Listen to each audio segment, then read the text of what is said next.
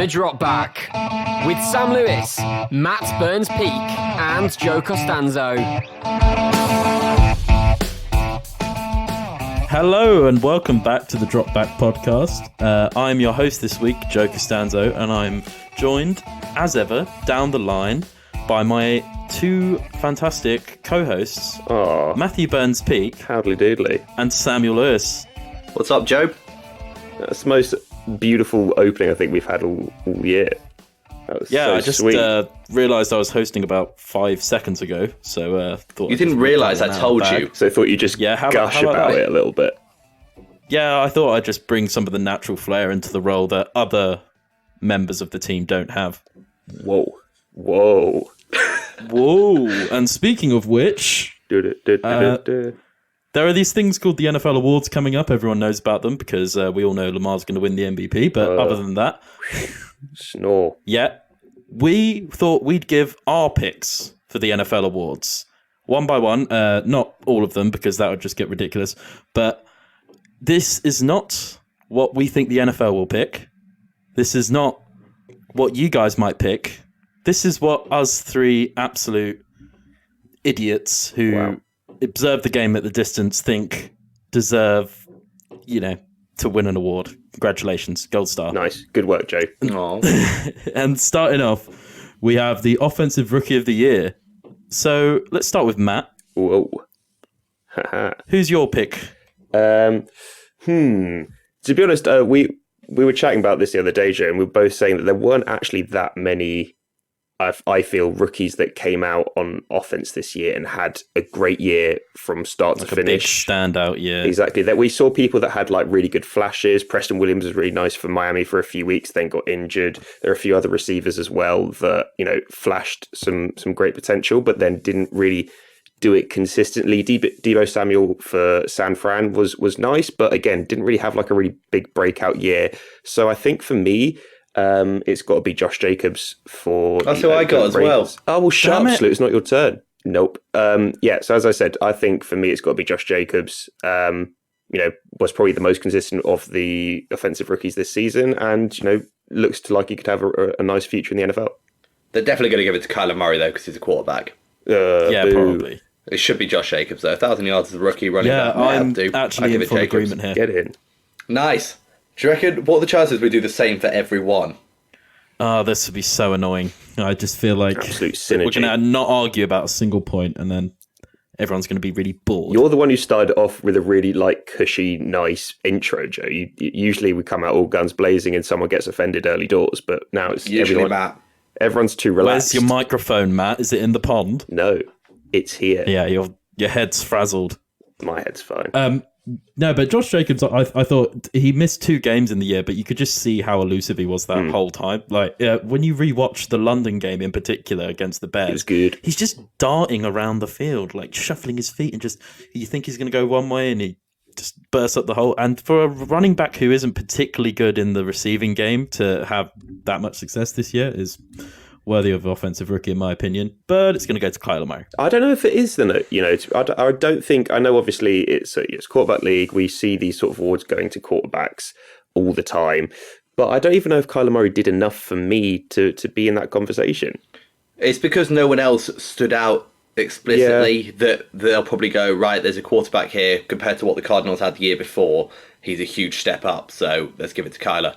And it's easier to market a quarterback as well as they win the awards. Boo. A lot easier than marketing a defensive rookie of the year. Ooh. Mr. Nicholas Bosa, Trump fan number 1. There you go. That was Mr. quick and Trump. easy, wasn't it? Just sweet Trump. I feel like we're all going to agree on Nick Bosa here, aren't we? Yeah, it's going to be Nick Bosa, isn't it? Really. And aside from him being absolutely incredible, the next probably best rookie standout on defense was Josh Allen for the Jaguars. I think other than that, again, there's not too many people that were impressive for the whole season. No, you're right with that because Josh Allen, he had a pretty good year, but there was basically very little press coverage on him at all, unless you're actually watching Jaguar games. Jaguar football. Yeah, who would be doing that? So I guess in the overall rookie of the year, in this sense, would be Nick Bosa. The Bosa man. Indeed. Mr. Bosa. I don't know agree if this is a totally. voting one or if it's one that someone picks, but he's going to win basically all the votes if it's a vote one. I think they just play Ip Dip Do. Oh, is that how they do it? Well, then who goes first Yeah. then? Then it may be Josh Jacobs. Well, that is a new NFL rule change last year. in effect They're this just season. experimenting it. Yeah, this season, just gonna decide the whole thing by Ip Dip Do. Yeah, What they did first. with pass interference. That's That is very true. Yeah, Nick Bosa's just a wrecking ball though. Like he's crazy. We were saying before a few weeks back. He is crazy. He's a big Trump fan. He's a big Trump man, and he loves McDonald's in the White Office, and he may be treated as such Ooh. in the upcoming weeks, but we don't know. So the next category on our list is the comeback player of the year. So this is a player, obviously, who's been down in the dumps for whatever reason, whether that's physical, mental, or Being ginger. whatever the other one is, spiritual, I guess. He's down in the dumps spiritually. I don't think anyone's ever won the comeback player of the year for having a bad spiritual year before. Michael Vick. Yeah, Luna was in. Michael Vick came back from a bad spirituality. There was more to it than that. That's I seem just- to remember. Yeah, but it's his spirit. It's His being an spirit. immoral human being, but Which it's is your totally spirit. He lost his zen. fine. But it's fine now because he commentates on NFL clips and. It is snippets, fine and he because likes Lamar Jackson. another Eagles quarterback's going to win. It's going to be Carson Wentz. Ooh. Wow, wee woo. Okay. Explain, sir. Because he was amazing with no players around him, and he didn't get injured too many times, which is good for him. That is a step forward for him in that regard. No, Carson Wentz. I Yeah. think he proved this year that he can be a franchise quarterback, and you can't. I'm not having this injury-prone thing from a death shot from Jadeveon Clowney. He didn't mean to do it, but it's not an injury-prone thing. Has he ever finished playing a playoff game? Has Lamar Jackson ever won a playoff game? Get him out of the MVP discussion. Shut your face, Joe. Oh, wow. It's got real feisty. It's a shame the MVP is based on the regular season, and hence that is pointless. Whoa. Sticking with the Ravens, I'm tempted to go down the Earl Thomas route, to be fair. Ooh. Okay. With how impressive the Ravens have been in the secondary this season. Obviously it's not just him, but as a unit, they've been fantastic. And obviously the way his season ended last year with Seattle wasn't ideal. But yeah, I think he's been pretty solid for the Ravens. Yeah, no, I agree, but I would say he's watching Earl Thomas now. He's definitely not as good as he used to be, but obviously that's fine. We're not really expecting him to be amazing. He's still by far one of the best safeties in the league this year, but I think it helps a lot to get some of the relief from the corners, our cornerbacks this year as well. That is true. My player is a bit more of an emotional one, I guess, Oh, and it's Darren Waller. Okay. That's a nice one. That I Okay. like that. Yeah, because he used to. Well, I'm sure it was outlined on Hard Knocks as well. But yeah, he just basically listed off all the drugs he had abused, and he spent the first few seasons in the NFL coming off a bunch of suspensions. The second of which he said how he basically felt like he wanted to die. Got really deep. Wow. But yeah, so he got signed by the Raiders off the Ravens practice squad last November, and since then, this season he's had an amazing season. He's had over 1,000 yards at 1,145. Played an integral part in this Raiders offensive production. Putting up those kind of numbers for not an impressive team. He basically led the team in receiving yards. So, You want to talk about numbers for a not very impressive team? Carson Wentz had more passing yards and touchdowns than Patrick Mahomes. Get that weak shit out of here, Joe. Oh, if he breathed too hard on Patrick Carson Wentz, he'd Mahomes be was injured for injured the for year. like 3 games. Carson Wentz is injured in his soul for every game. Carson Wentz is a so perpetual you're admitting injury. it now. No, it's just when it suits my argument. Oh. Loose. But yeah, that's my pick. I think he's coming off that terrible first few years he had and the talent he had coming into the league to Yeah. being signed off the practice To be squad. fair, it's not the worst performing decision like made this. today. There's breaking news that Bill O'Brien has just been made Houston Texans general manager. So congratulations, Houston. Enjoy your Super God. Bowls. Oh, no. That's the worst thing ever. Oh, Texans, what are you doing? Why have you done that? That's not... I'm going to trade away all my first round picks every year. Oh, rubbish. Poor Texans. Deshaun Watson must be just having a horrible time. Must be crying. Anyway, moving on. Moving on. Okay, so I don't actually know how this award works per se. I thought I'd raise it with the squad. So is it a separate FedEx Air player and a FedEx Ground player? Yeah, it's two separate players. Thing? It's not some sort of transformer that's able to do both. Otherwise, it would just be Christian McCaffrey. Not Lamar Jackson. Not Lamar Jackson. Nope. Well, okay. On that note, Matt, why don't you give me your opinion on who the FedEx Air Player of the Year would be then? See, I know you really want me to say Lamar Jackson, especially on the back of that sandwich bet that we had right at the start of the season, where I said that Josh Rosen would have more touchdowns than Lamar Jackson through the air this season, and that was incorrect. However, it's almost like he led the league in passing touchdowns. Yeah, but I mean, I'm still tempted to just give it to Patrick Mahomes because he's the best passer in the league by a country mile. That's who I've given it to as well. That's who I've given it to. Well, there you go then, look at that. We're all so intelligent or very, very wrong. Wow. I mean, the arm talent alone, just we're going to obviously get more into this in our Super Bowl preview coming up. Oh, yeah. He just makes throws that are just... Should be able to make, yeah. The Joe can't even make. He's off balance, just chucking it, and it just slings it like 60 yards to Tyreek Hill. What the hell? But, yeah, so... I was tempted to do a little bit of a naughty one and give that to Kirk Cousins, but it wouldn't have been sincere. Oh, you fraud, man. Yeah, you're just a lying little heathen. And now, for that reason alone, I want to know your FedEx Ground Player of the Year. It's Derrick Henry, surely. It's going to be Derrick Henry. Wow. Whoa. Okay, right? okay. 1,500 yards, 5 yards of carry, and 16 touchdowns on the ground. It's pretty good. That's a lot of yards. It's not bad. Well, are you going to give it to Lamar Jackson, Joe, to prove a point? No, I was going to give it to Christian McCaffrey. I was leaning towards the Calf Man as well, to be honest. It's difficult. If we just talk about purely what he's done on the ground. Well, I don't know how this award is. McCaffrey may win. I think there's a running back of the year. No, it's not. It's because there is a running back of the year one. Even with that or without that, he still had over 1,000 yards rushing, and for the second year in a row, he got 2,000 scrimmage yards. Yes, I know that might not be worth mentioning in this category, but yeah, you mention it. he genuinely looked at times like he was all that the Panthers had on offense. Everything was just going. It was pretty accurate. McCaffrey. I think that was the situation, pretty much. Yeah, so that's why I picked him personally. What about you, Matt? Any input? I mean, to be honest, I was leaning towards Christian McCaffrey, but I mean, as Slew said, with Derrick Henry as well, what he did in the playoffs was unreal, which is leading me to. I know it's sort of unfair because it's a larger sample. It's a larger sample size, isn't it? You can't say technically irrelevant after you've just brought up McCaffrey's ability to catch the ball. Those aren't technically ground yards, Joe. So, fuck it. I like pissing off Slew. I'm going to go McCaffrey as well. Oh, yes, go on. The boy. You love it. And on that lovely note that we all love to see it, the Offensive Player of the Year, there's a few up in contention here. Slew, why don't you start us off? Well, it should just go to the MVP if the MVP is an offensive player, but it never does do that. I think they're going to give it to Michael Thomas.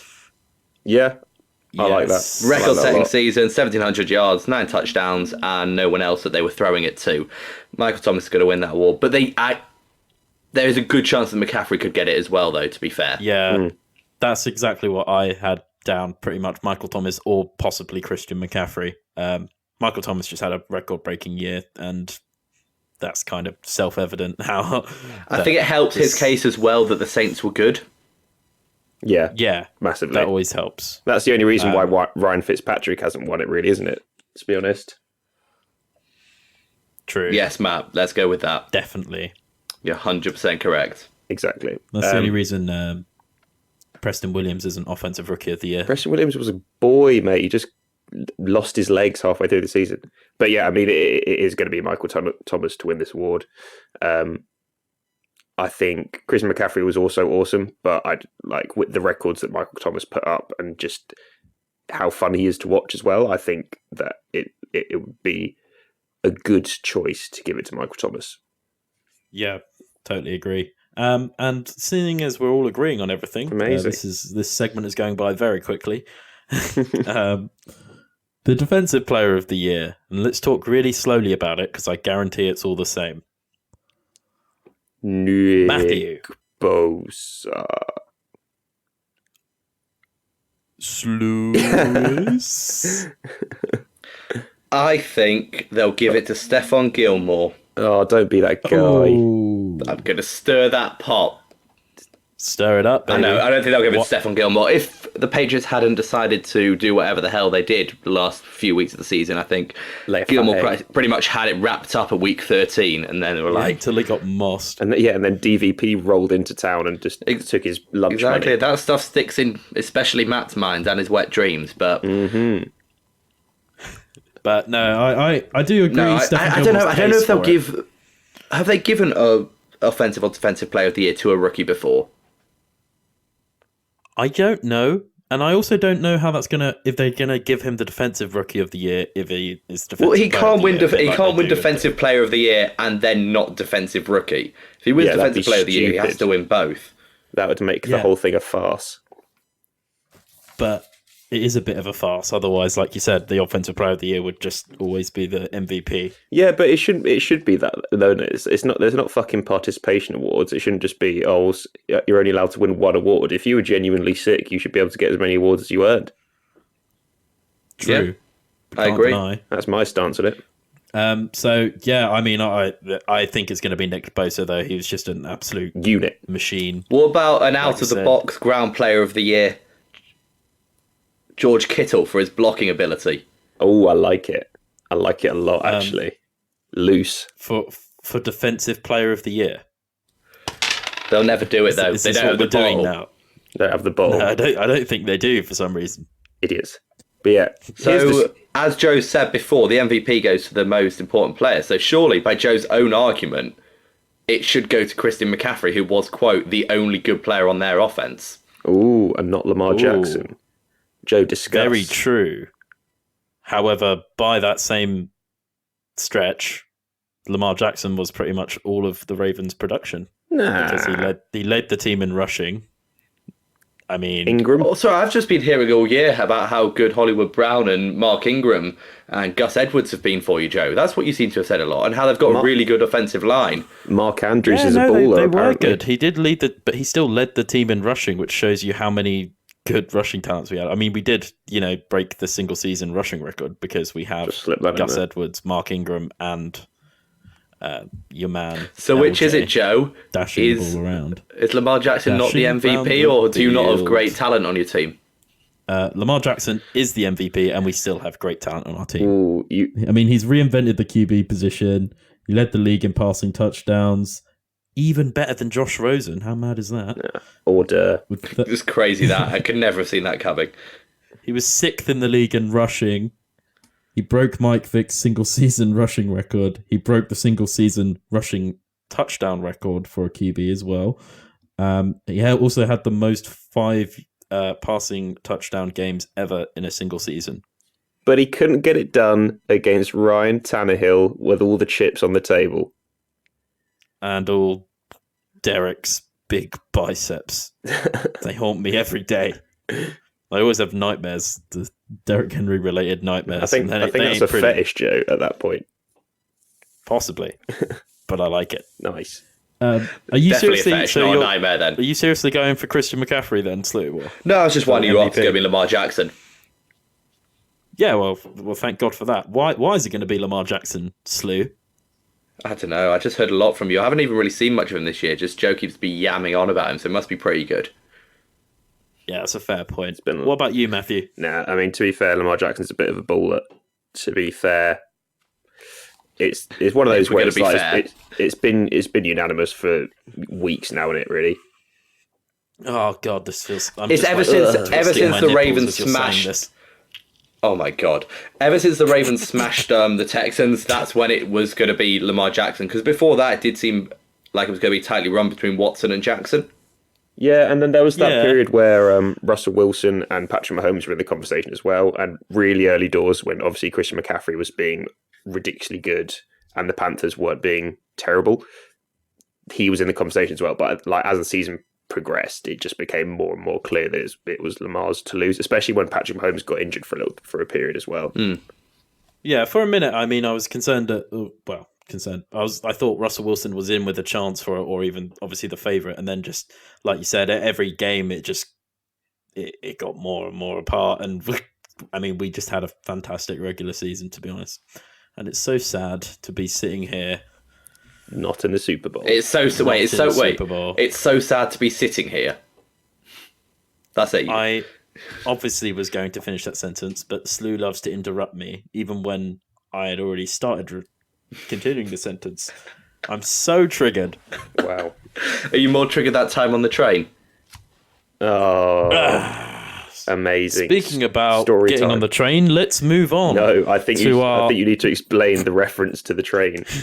No, I don't think we do. Right. Well, so does everybody remember when the Jacksonville Jaguars rolled into town to take on the Ravens at Wembley, and things didn't go quite so well for the Purple Men this time round, and they were shut up. Ryan Mallett scored an absolute banger of a touchdown. Resoundingly crushed. I think, was it 44-10? I think it was 44-10. I think it might be less than 10. It was like 47-7, mate. There was points in the 40s. 43. Oh, wow. They ran a fake punt on us as well That when they was were amazing. like 30 points up. Dickheads.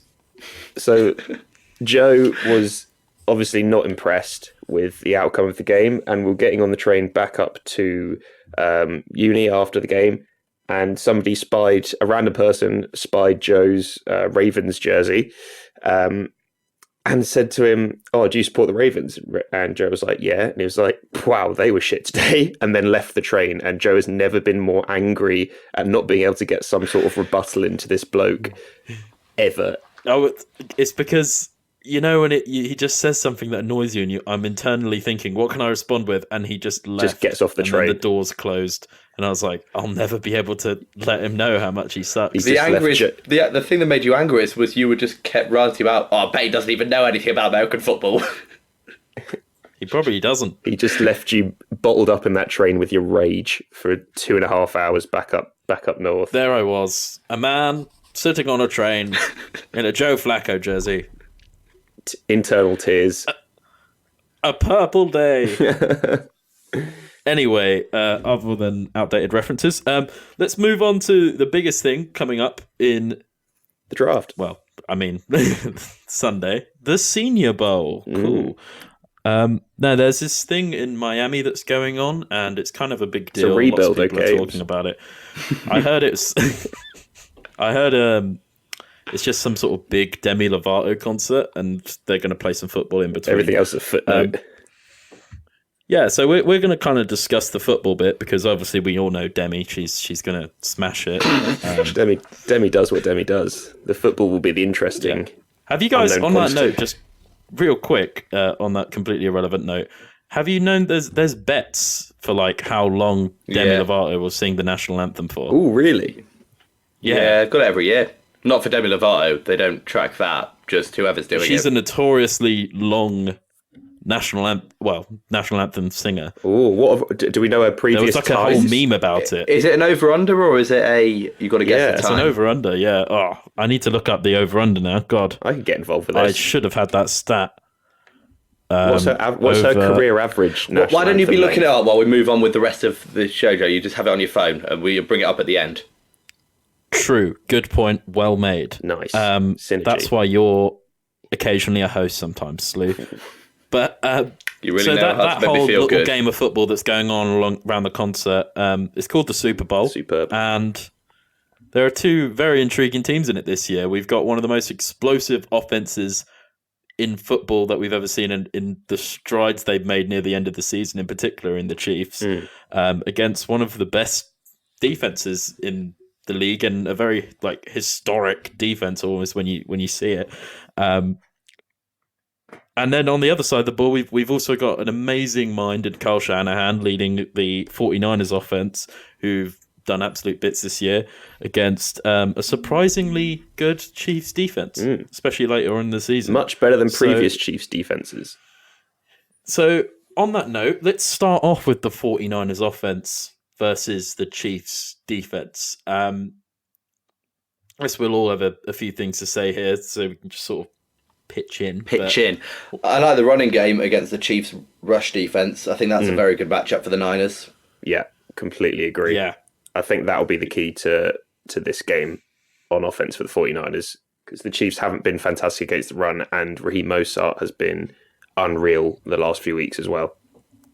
Yeah, absolutely. And That's true. Also, what happens with the Chiefs is that it seems when you run it directly at Chris Jones, probably their best defender, maybe Honey Badger, but Chris Jones is at least one or two. That's when you have the most success. So if they continually rush the ball at Jones, because he can't fight his way and like catch the plays from behind as much, if you're going at it, I think that's where they'll find success. And if you look at what they've done, about 150 rushing yards a game throughout the whole season, I don't think this Chiefs team is built to slow down that Niners offense.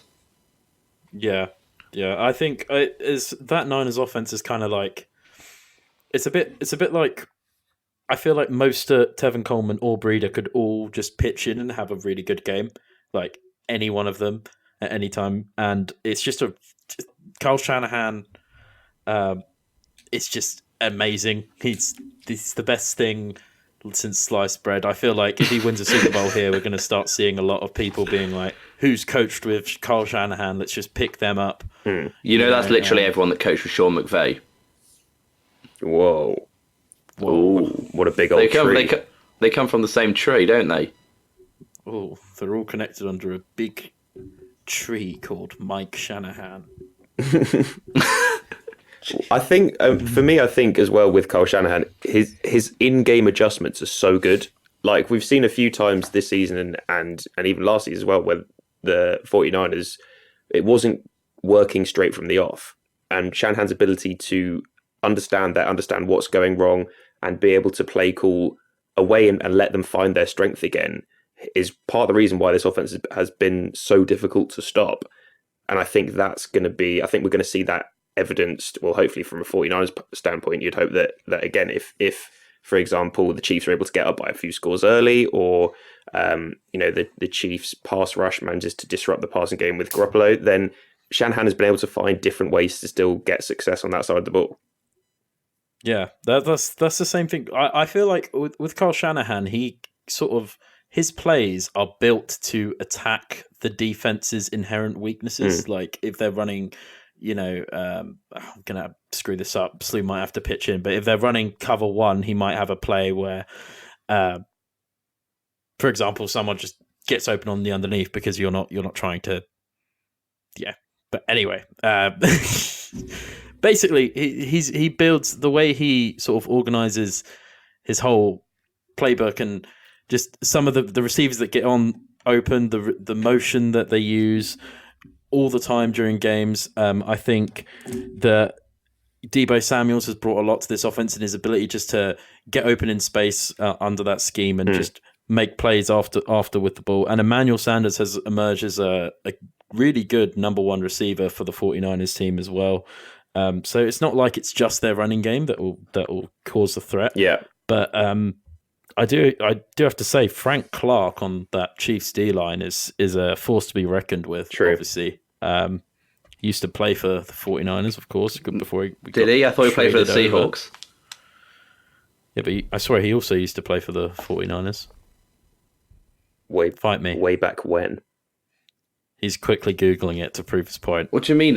We would want to give the right information to our audience. And if I'm right, then it helps. Hasn't stopped us in the past. Of course. He never played for the Niners, Joe. Damn it. Well, I wrote that down for some reason. I don't know why I did that. Did you just make it up, or did you see it somewhere? Reload and go again, Joe. Doesn't matter. Yeah, Frank Clark, who came over from the Seahawks. Is a beast. And is used to playing against the Niners, eh? There you go. Intel. Yeah, Intel. there we go. Cheers, boys. Yeah, I mean, against the Vikings and against the Packers, he did just absolute bits. Getting the Packers. What am I talking about? Why am I? You mean the Titans? Why am I here? Why am I here? I've actually got no idea where you're going with it, but I'd love to see you find your way. It'd do wonders. Full circle, I'd love AJ. to see me find my way. I've just been completely discombobulated because I've just read the wrong part of my note. Obviously, This is like an Eric Andre short for sure, isn't it?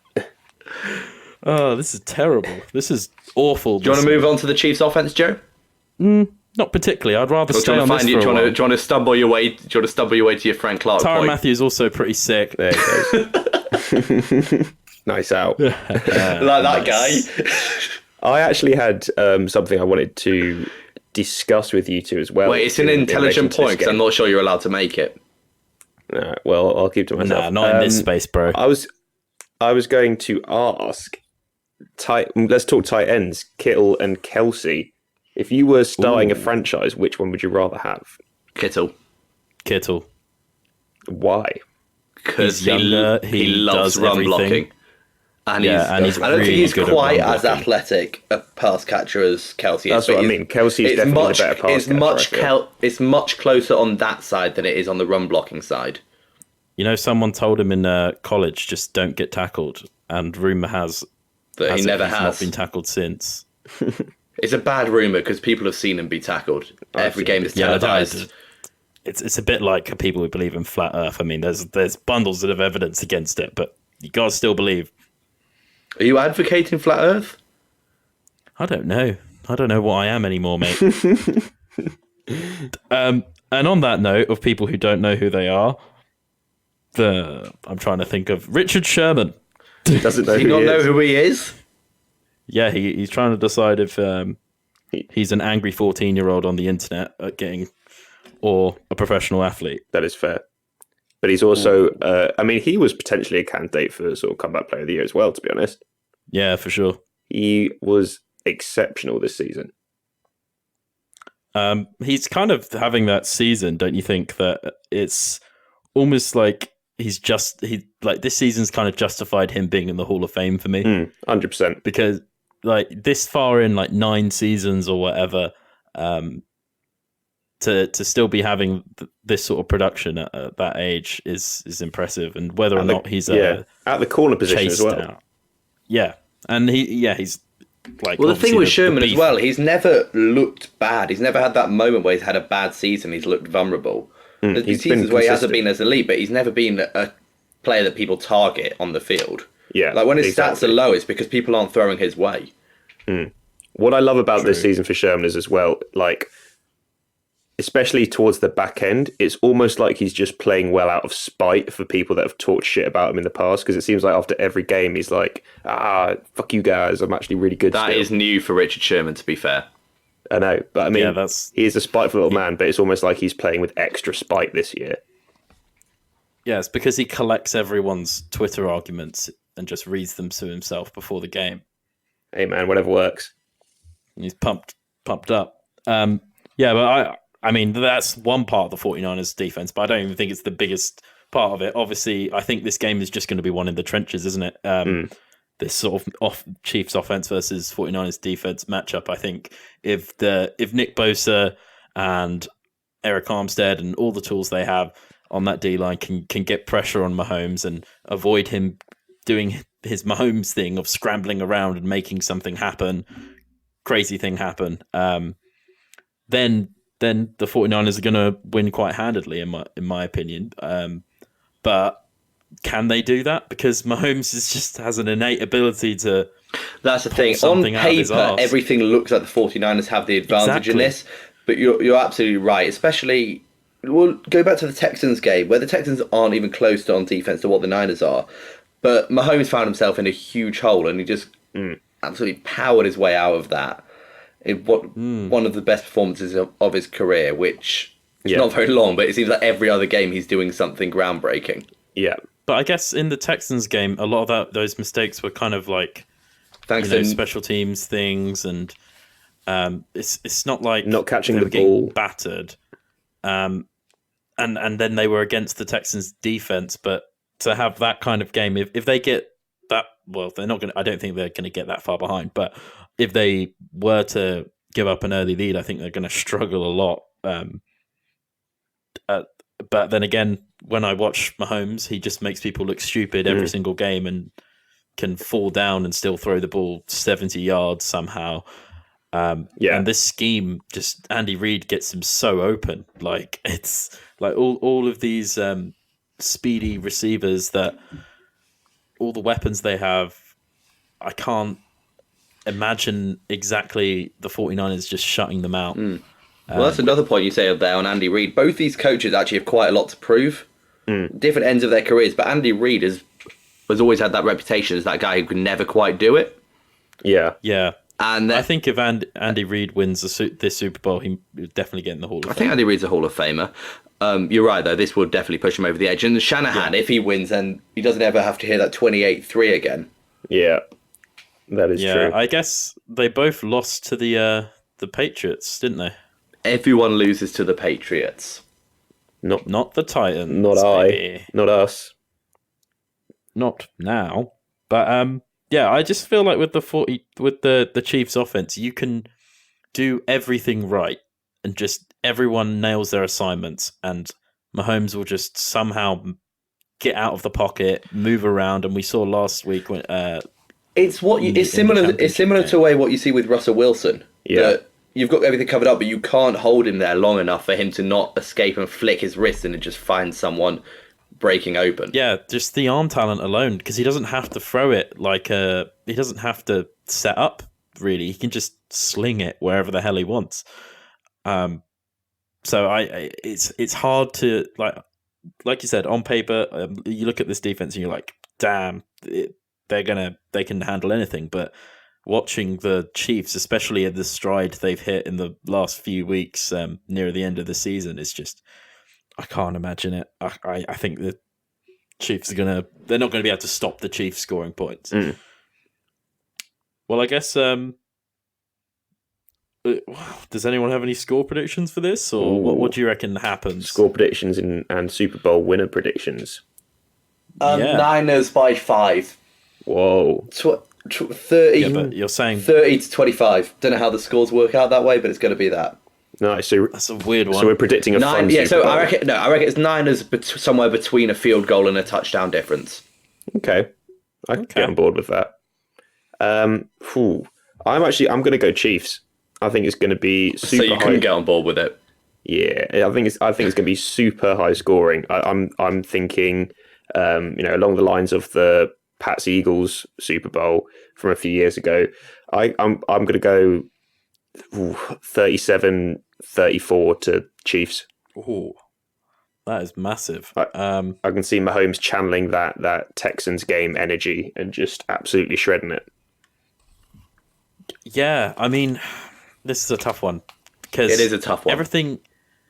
Everything in my head says I should really pick the 49ers. Boo. But then, like I said, when I watch the Chiefs playing right now, this is the reason I didn't want to play them in the playoffs, but... Well, good job you lost early then, Joe, right? Yeah, thank God for that. Anyway, yeah, it's just... I don't see it. I don't see how the 49ers are going to be able to slow down the offensive production that they're getting. Obviously, they're going to be more effective than other teams, but I just don't think... But now I convince myself otherwise halfway through.